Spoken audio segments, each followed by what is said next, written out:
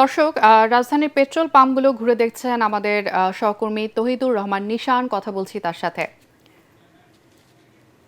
নিশান, petrol পাম্পগুলোর পরিস্থিতি কেমন দেখতে পাচ্ছেন আমাদেরকে জানাবেন।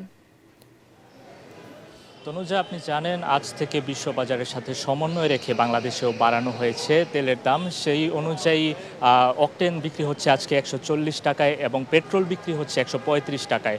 তো এই তেলের দাম বাড়ানোর পর যেমনটি ধারণা করা হচ্ছিল যে তেলের দাম বাড়ার পর হয়তো কিছুটা কমতে পারে তেলের জন্য অপেক্ষমান মানুষদের সারি, কিন্তু আমি এখন যেই পাম্পটিতে আছি সেখানে দাঁড়িয়ে দেখতে পাচ্ছি এই চিত্র আসলে তেমনটা পরিলক্ষিত হচ্ছে না, কারণ এখানে সকাল থেকে মানুষজন অপেক্ষায় আছেন তেল নেওয়ার জন্য। এবং এই পেট্রোল পাম্পটিতে এখনও সন্ধ্যা 6টা বাজে, এখনও তেলের ডিপো থেকে যে তেলের গাড়িটি আসার কথা ছিল সেটি এখনও এসে পৌঁছায়নি।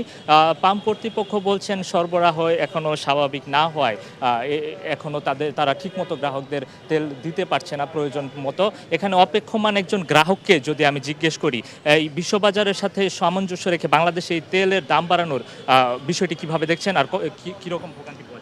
আসলে বিশ্ববাজারে আমরা জানি যে তেলের দাম কমেছে, কিন্তু ওই অনুযায়ী কিন্তু আজকে আমাদের তেলের দাম এখানে বাংলাদেশে বৃদ্ধি পেয়েছে। এই অনুযায়ী কিন্তু আমরা ওই সুফলটা পাচ্ছি না, যে বৃদ্ধির পরেও কিন্তু আমাদের দীর্ঘ সারির লাইন আমাদের ধরে থাকতে হচ্ছে। এর মধ্যেও কোনো জায়গায় আপনার তেল একদম নির্দিষ্ট পরিমাণে আসছে, যেটা আগে বেশি আসতো সে জিনিসটা আর আসছে না। মনে করেন কোথাও 13,500 লিটার আসছে, সেখানে আসতে যায় এখন 8,000 লিটার। এটা তো আসলে নাইনসাফি হচ্ছে। আমাদের একদিক দিয়ে টাকাও যাচ্ছে, আমাদের সময় যাচ্ছে, সময়ের সাথে কিন্তু আমাদের কর্মঘণ্টাগুলোও নষ্ট হচ্ছে। এটা আমাদেরকে অবশ্যই, তো এটা আমাদের গভর্নমেন্টকে এবং ঊর্ধ্বতন কর্মকর্তাদেরকে অবশ্যই এটা নিয়ে ভাবতে হবে। ধন্যবাদ। তনুজা, যেমনটি শুনছিলেন একজন গ্রাহক বলছিলেন তিনি দীর্ঘ সময় অপেক্ষা করে তাদের কর্মঘণ্টা নষ্ট হচ্ছেন, তাদের সময় নষ্ট হচ্ছেন এই তেলের জন্য। যেহেতু দাম বাড়ার পর যেই আশাটি করা হচ্ছিল যে এখানে হয়তো তেলের লাইন কিছুটা কমবে, গ্রাহকদের ভোগান্তি কিছুটা কমবে, তার সাথে সেই বিষয়টি আসলে এই তেলের পাম্পগুলোতে পরিলক্ষিত হচ্ছে না। তো তনুজা, রাজধানীর একটি ফিলিং স্টেশন থেকে এটি ছিল আমার কাছ থেকে জানানোর সবশেষ খবর। নিশান, আপনাকে ধন্যবাদ।